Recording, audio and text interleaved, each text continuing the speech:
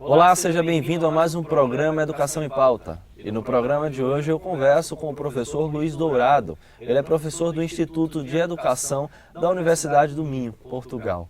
Professor Luiz, muito obrigado por ter aceito o convite e estar aqui no nosso programa Educação em Pauta. Obrigado, Will. É um prazer estar aqui convosco e aceder à vossa pretensão. Eu responderei às questões que entenderem. Ok, muito obrigado, professor. Professor, você é formado em Biologia, Geologia. Sim. Tem mestrado e doutorado também, né? Eu queria fazer um pouco dessa sua... A primeira pergunta é essa: como foi essa trajetória acadêmica, se transformar como professor e seguir para a Universidade do Minho, Portugal? Foi uma escolha definida após o ensino secundário, aqui ensino médio. Eu tive sempre como decisão ser professor e professor em áreas científicas, no caso da Biologia e Geologia. A Universidade do Minho oferecia esse curso e eu fiz esse curso, portanto fiz a licenciatura que habilitava para o exercício da profissão de professor de Biologia e Geologia.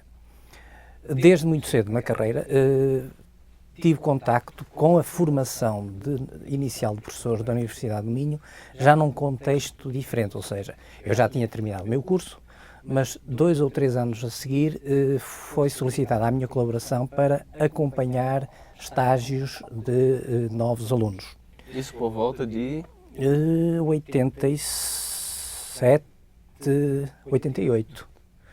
E, portanto, eu passei a colaborar com a instituição que me tinha dado o grau, abrindo as portas das minhas salas aos alunos estagiários. Não é?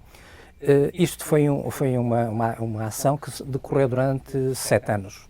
Estava numa escola secundária, portanto eu lecionava nessa altura numa escola secundária, equivalente aqui no Brasil ao ensino médio, e durante esse período eu tive a ocasião de ingressar num mestrado em ensino. E, portanto, fiz um mestrado em ensino que aprofundou conhecimentos da mesma área, ou seja, na docência do ensino da Biologia e Geologia. E esse mestrado foi feito na mesma instituição, na Universidade do Minho. Finalizado o mestrado, no ano seguinte fui convidado para professor da Universidade do Minho. Estive como convidado num primeiro ano e no ano seguinte fui convidado a ficar nos quadros da Universidade do Minho. Portanto, eu estou na Universidade do Minho desde 1995. Nessa altura entrei no programa de doutoramento e fiz o doutoramento em Educação em Ciências, que terminei em 2003. Portanto, a minha trajetória tem sempre sido muito ligada à educação em ciências, num sentido mais geral, e num aspecto mais particular no âmbito da Biologia e Geologia. Muito sempre ligada à formação de professores. Por exemplo, eu quando ingressei na universidade, dava aulas a futuros professores de Biologia e Geologia. Dava as cadeiras, as disciplinas do âmbito da didática da Biologia e da Geologia, numa parte já final do curso.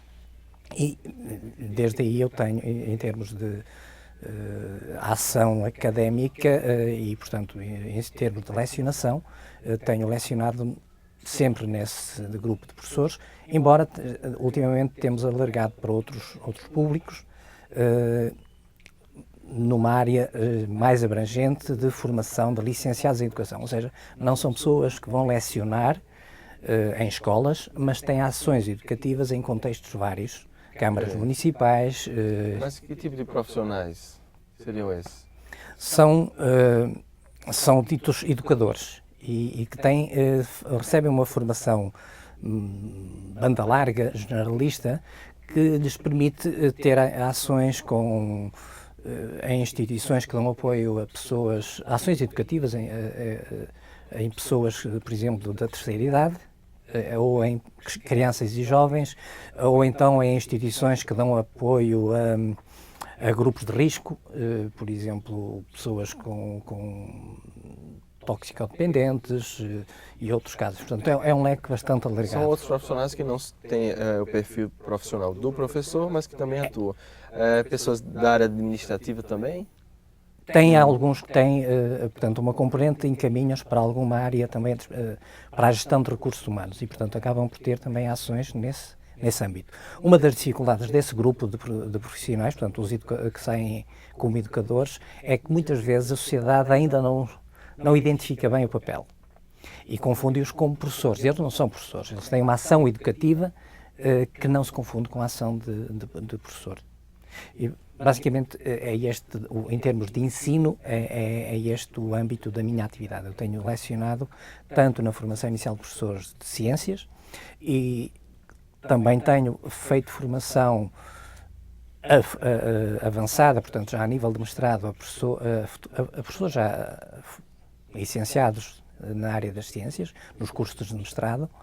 Temos, ultimamente, uma experiência de cursos de mestrado lecionados à distância, em que nós temos, portanto, usamos as novas tecnologias e temos alunos não só de Portugal? Não só de Portugal, mas, por exemplo, nesta altura, o curso, eu vou lecionar uma cadeira, uma disciplina, em setembro, a esse grupo, e esse grupo tem alunos, alguns no Brasil, outros em Cabo Verde, outros em Portugal e mesmo em Timor. E, portanto, é feita a lecionação para esse grupo com o apoio das tecnologias. O senhor disse que atua nessa área da formação de professores, né? E agora acabou de citar sobre a educação à distância. Existe alguma diferença básica? Como é essa construção desse profissional, desse professor, que vai ofertar o ensino à distância, ou seja, não tem esse contato muitas vezes pessoal, ou talvez tenha em momentos muito restritos? Como é essa formação? Esta formação à distância é feita a professores profissionalizados, ou seja, já são professores. O que eles procuram é um aperfeiçoamento académico. Mas isso é o quê? Um mestrado? Um mestrado especificamente exatamente, em educação à distância? Em educação à distância. A nível da formação inicial, o que nós oferecemos é todo presencial ainda. E portanto, não temos oferta à distância. Porque, enfim, ainda não se ensaiou. Claro que aí tem outras dificuldades. Na formação inicial, provavelmente, é importante ter, ou se não é totalmente presencial, se existe uma compreensão à distância, devem existir momentos presenciais, pela maturidade dos alunos e enfim, é necessário algum contacto presencial. Ok. Professor, a pergunta que eu faço agora é sobre as linhas de investigação da sua área, né? Quais são essas linhas, como é que elas são abordadas? Elas são coerentes com aquilo que eu faço com os alunos. Como eu disse há bocadinho, eu trabalho no âmbito da educação em ciências e, portanto, acabo por explorar temáticas nesses domínios. E se eu no mestrado, e o mestrado, como eu referi, não sei se referi, mas já o terminei em 1994, ou seja, ele foi um mestrado desenhado com uma duração bastante longa, durou 3, 4 anos. E durante esse mestrado, aquilo que eu investiguei era uma das linhas de investigação na educação em ciências, centrada na detecção de concepções alternativas dos professores ou dos alunos e do desenho dos modelos de ensino orientados para a mudança conceitual. Portanto, a investigação que desenhei nessa época foi centrada nesse domínio. Isto para dizer que aquilo que eu tenho investigado tem procurado acompanhar as tendências de investigação que é feita na educação em ciências a nível geral. Já para o trabalho de doutoramento, desenvolvi um projeto e atividade no domínio das atividades práticas. Quem ensina ciências, um professor de ciências, um professor de biologia, de geologia, terá que recorrer a recursos como o trabalho de campo, as atividades de campo e as atividades de laboratório. E, portanto, eu centrei a minha ação nesse domínio, como os professores utilizam ou não utilizam esses recursos e como poderiam utilizá-los melhor. E tenho, digamos, essa é uma componente que eu tenho, que me tem acompanhado nestes anos de investigação. Mais recentemente, há uma terceira linha que eu tenho procurado atuar, e até no âmbito de projetos financiados pelas entidades portuguesas que financiam projetos de investigação, que tem a ver com a resolução de problemas e o ensino orientado para a resolução de problemas no domínio das ciências. Isso é uma investigação que foi realizada com professores de várias escolas de Portugal, alguns na região norte, outros na região centro. Demos formação a professores, acompanhamos os professores a implementar o resultado dessa formação e recolhemos dados de investigação que conduziram a publicações várias, algumas que já estão referenciadas no currículo. Além disso, e associado, até porque as coisas estão relacionadas, houve também algum interesse da minha parte em chamar áreas transversais de ensino e de aprendizagem, nomeadamente a educação ambiental e a educação para o desenvolvimento sustentável. Para discussão dentro da... Para discussão dentro da mais a componente ligada às ciências, porque quando falamos em educação para o desenvolvimento sustentável, vimos que é um domínio bastante abrangente, que envolve quer componentes económicas, sociais e ambientais. Eu não me sinto à vontade de discutir tanto as componentes sociais e económicas, porque a minha formação de base não está aí, mas procuro fazer a leitura da educação ambiental e se falarmos de educação para o desenvolvimento sustentável, numa perspectiva de recursos naturais, de ambiente natural propriamente dito. E que não deixa também de tocar em outros assuntos, claro, a partir da transdisciplinaridade. Exatamente, é isso. Ok, professor, você citou, vou fazer a última pergunta, a gente já está com o tempo quase encerrado para o primeiro bloco, mas você citou a questão da infraestrutura dessa formação dos professores com laboratórios, né? A gente sabe que Portugal é um país que não tem uma oferta tão significativa de escolas, por exemplo, no ensino médio no âmbito particular. O Estado oferece um número significativo de escolas. Mas nessas escolas, realmente existe esse espaço, né, já que existe a formação do professor para ele se utilizar dessas ferramentas? Curiosamente, e repare, estes dados que eu recolhi já foi no doutoramento e, portanto, digamos, reportam ao início de 2000 e termina em 2003. Curiosamente, a conclusão que se pode tirar é: os recursos existem, a formação é dada aos professores, mas os professores não usam. Portanto, nós temos, ultimamente houve uma aposta grande do governo, e até com alguns custos económicos eventualmente exagerados, na reforma das escolas e em equipar as escolas com laboratórios. Os laboratórios existem, os professores é que não usam. Portanto, eu penso que a não utilização das atividades laboratoriais e de campo como recurso tem uma barreira bem maior do que os recursos materiais. Uma barreira que é o próprio professor. Ele até recebe alguma formação, mas as rotinas e as concepções que ele tem de ensino levam a que ele faça o ensino muito teórico, muito expositivo. E isso é muito complicado mudar.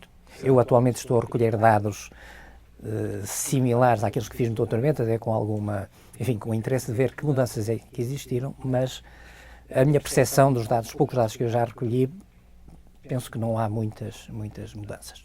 Quais seriam, então, os problemas ou as causas do professor no dia a dia não usar esses recursos?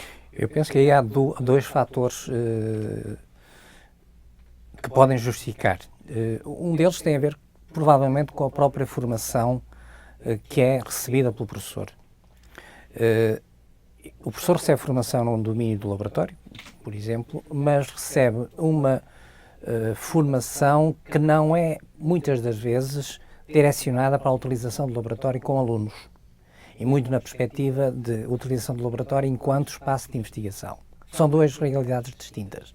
Uma coisa é utilizar o laboratório como usam os cientistas para fazer a investigação que naturalmente tem que fazer. Outra é o professor ter formação para usar do ponto de vista didático essas atividades laboratoriais.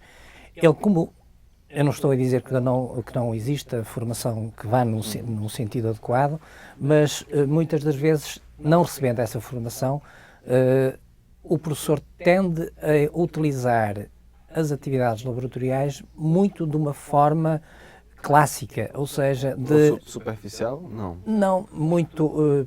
As tendências atuais da investigação remetem que o aluno deve ter um papel central. As atividades realizadas em contexto de sala de aula devem envolver o aluno em todas as etapas do trabalho.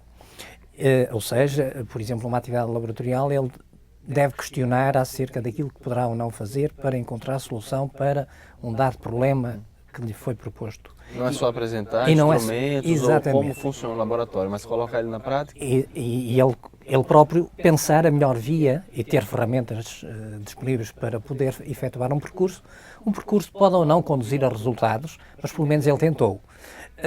O que normalmente é feito, e muito também por influência dos livros didáticos que orientam muito a prática dos professores, é a existência de um conjunto standard de atividades em que o aluno se limita a executar um conjunto de procedimentos sem muitas vezes perceber bem o que está a fazer. E isso leva a que o professor... É um trabalho um pouco mecânico, né? De fazer o que está sendo dito e percorrer só essa trajetória. Essa trajetória, muitas vezes com indicações erradas e sem perceber muitas vezes o sentido do que está a fazer. E, portanto, isso acaba por não envolver o aluno e ter poucos resultados na aprendizagem. E, muitas vezes, conduz também a que haja alguma reação negativa por parte dos alunos, de desmotivação, o que, por sua vez, traduz a que os professores digam não, eles não estão a aprender, eu não vou fazer. Portanto, o professor não questiona que não está a ter a melhor abordagem e põe de lado a execução. Repare que mesmo a nível dos currículos, alguns currículos de ciências obrigam, e obrigam no sentido de referir que devem ser realizadas para determinados temas atividades laboratoriais. Ou seja, obriga a que em temas concretos... Uma carga horária e passar dentro do laboratório. E mesmo assim as coisas não têm funcionado. Portanto, há aqui, digamos, é um domínio que ainda há bastante a fazer. Mas eu penso que passa muito ainda por mentalidades do próprio professor, que esse é o segundo bloqueio, que é o professor ter à vontade, porque um espaço de aula, para o professor, é um espaço em que ele se deve sentir confortável.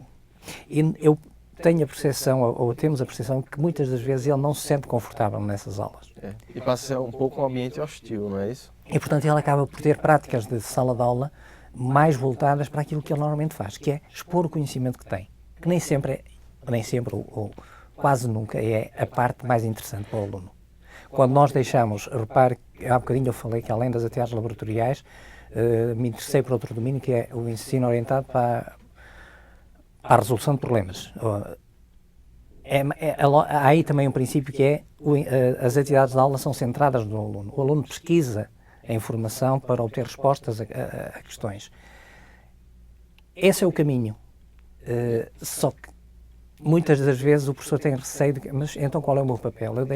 Eu ponho os alunos a trabalhar, eles fazem a pesquisa, eles apresentam os trabalhos, sente a autoridade dele também acaba no pensamento dele, por ser posta em causa, o que não é real.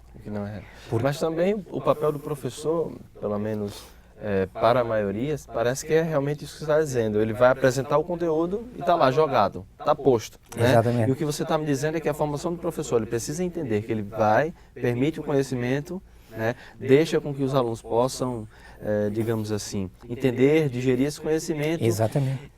Perceber algumas outras estratégias, né, que podem fugir até do que o professor traçou, e aí o professor faz toda a amarração, é isso? Exatamente. O professor acaba por ter um papel mais de facilitador de aprendizagens e não tanto de expositor de conceitos, não é? É um papel expositivo. Ele, às vezes há a ideia de que, mas isso é mais fácil, é mais prático para o professor. É errado. É muito mais controlado, e daí se calhar as práticas dominantes passam por aí, é muito mais controlado eu dar uma aula e expor um conteúdo, porque eu previamente defino um percurso e já sei o que vou falar. Quando eu vou para uma aula em que permite que os alunos tenham esse tipo de ação, ou seja, em que as atividades são centradas nele, eu aumento o grau de liberdade, e também aumenta o grau de incerteza. Mas Isso acaba por dar mais trabalho e mais, enfim, o professor tem que ter uma capacidade de gerenciar um pouco também. Exatamente, e não deixar que haja, que o trabalho fique desorganizado. Mas aí, no entanto, a capacidade de ensino e aprendizagem ele vai se aproximando cada vez mais, ou seja, traz saberes do aluno para que dentro da sala de aula a construção possa ser coletiva, Claro, mais ou menos por aí. porque nós não podemos falar só em ensino, nós temos que falar no ensino que resulta em aprendizagens. Muitas das vezes vemos escrito ensino/aprendizagem. No meu entendimento isso é errado. Ensino e aprendizagem decorrente do ensino ou das estratégias de ensino que eu propiciei para conduzir a aprendizagens, não é? Mas mais uma pergunta em relação a esse tema. Será que os alunos eles estão realmente preparados para receber esse tipo de liberdade dentro da sala de aula? Ou até que ponto eles não vão achar que o professor, ao realizar atividades nesse sentido, não estão querendo, quem sabe, não dar aquela aula tradicional, gastar o tempo de outra forma? É assim, experiências que temos feito revelam que eles normalmente reagem bem. E, curiosamente, reagem melhor os alunos que tradicionalmente têm um rendimento académico menor. Um aluno com rendimento académico, o chamado bom aluno, ou seja, aquele que tira melhores notas, reage pior a este tipo de metodologias. Porque ele já está acostumado com o modelo antigo, é isso? Está acostumado com o modelo antigo e está à espera que o professor lhe traga a porção de conhecimento que ele tem que receber. No fundo, é um modelo, para ele funciona, para esses alunos funciona bem o modelo de transmissão-recepção. É? E esses acabam por ser os melhores alunos, acabam por ser alunos que tiram boas médias e acabam de ser alunos que entram nos melhores cursos. Há estudos feitos numa universidade portuguesa que revelam, em cursos tradicionalmente reconhecidos socialmente como importantes, como é o curso de medicina, recebem os alunos com as melhores médias. Não significa que sejam os melhores alunos. Estudos feitos já com esses alunos em universidades revelam que eles não são necessariamente bons alunos. Eles têm depois dificuldade em acompanhar o ritmo do ensino que é feito numa universidade. Eles terminam sendo os alunos que atendem os critérios da avaliação que foi proposta. Exatamente. Não os melhores alunos. E não significa que tenham feito uma aprendizagem de facto de qualidade. Os alunos que não têm tão bom rendimento acabam por reagir melhor e aderir melhor às estratégias que são propostas e melhoram e bastante os resultados da sua aprendizagem. Professor, o senhor veio a Natal aqui para ministrar a conferência Observação de Aulas e o Desenvolvimento Profissional do Professor, não é? Exatamente. Como é ser um professor profissional? Qual é o objetivo dessa conferência? Ou, né, qual é o tema mesmo? Pois, o professor é um profissional e é um profissional com características próprias. Existe formas de dizer em Portugal que para ser professor basta saber algum conteúdo e depois é uma questão de jeito. Esse professor profissional é o educador formado? Porque existem outros tipos de educadores também, não é isso? Sim, mas professor, o professor profissional tem uma formação específica para professor. E agora, quando se fala em desenvolvimento profissional, é no sentido de que eu obtive uma licenciatura e tenho o grau de licenciado que me permite exercer a profissão de professor, mas não fico por aí. Eu tenho que, ao longo da minha carreira, ter ações que otimizem a minha prestação como professor. E daí tenho que refletir sobre a minha prática, tenho que ter ações de formação que me permitam melhorar cada vez mais e manter-me atualizado, tanto do ponto de vista científico como do ponto de vista pedagógico, para exercer a prática docente. E é nesse sentido. Claro que quando no título da conferência está a observação de aulas e o desenvolvimento profissional do professor, porque muitas das vezes é necessário recolher dados para perceber de que forma é que o professor está a atuar e de que forma é que essa forma como ele está a atuar pode ser melhorada. E uma das formas é observar as próprias aulas. Claro que não é fácil, não é? Ou seja, a autoavaliação não é assim. A autoavaliação é uma componente, mas é também, e essa é uma componente que pode ser explorada, mas é também o professor abrir a porta a outros que observam a sua aula e que depois discutem com ele essa aula. ou seja, a existência daquilo que é designado por um supervisor, que tem competências, enfim, no âmbito da formação de professores, que vai observar a aula do professor e que depois discute, começa por discutir previamente, faz uma reunião prévia com o professor acerca das intenções da aula que ele vai realizar, observa a aula e no final discutem os dois as ocorrências da aula. Do ponto de vista metodológico, isso é uma técnica para a realização da pesquisa ou acontece realmente nas instituições? Essa análise do supervisor que vai observar aulas de... É uma técnica de pesquisa e é uma técnica que deveria existir nas instituições, porque está regulamentado por lei que os professores sejam, o rendimento dos professores seja avaliado. E uma das formas de avaliar esse rendimento é a observação das aulas pelos professores. Houve até alguma polémica em Portugal com esse modelo de avaliação do professor, porque tradicionalmente não era feita avaliação nenhuma, mas a inclusão da avaliação e associando a essa avaliação uma componente da observação de aulas gerou a que os professores que não estavam habituados a ver o seu espaço de aula invadido reagissem mal, não é? Mas isso está regulamentado por lei e, portanto, agora está definido que cada professor possa ser avaliado e que nesse processo de avaliação exista uma componente de observação de aulas. Para quê? Para perceber de que forma é que ele executa a sua prática e de que forma é necessário, terá que mudar algum... Possa fazer uma alteração. E, eventualmente, em casos radicais, poderá acontecer que o professor possa ter que deixar de lecionar porque pode não estar a executar as funções como é adequado. Professor Luiz, muito obrigado pela sua entrevista hoje no programa Educação em Pauta. O nosso tempo, felizmente, acabou, mas a gente já agradece pela sua participação. Obrigado eu pela atenção e pelo convite. E você que está em casa acompanhando o programa Educação em Pauta, lembre que você pode ajudar também, colaborar pelo nosso Twitter, o @Educação em Pauta, lembrando sem ser cedilha o acento. E o nosso programa é transmitido todos os sábados às 10 horas da manhã, com reprise também aos domingos na TV Câmara, no mesmo horário, 10 horas da manhã. Não sai daí, eu encontro com você na próxima semana. Até lá!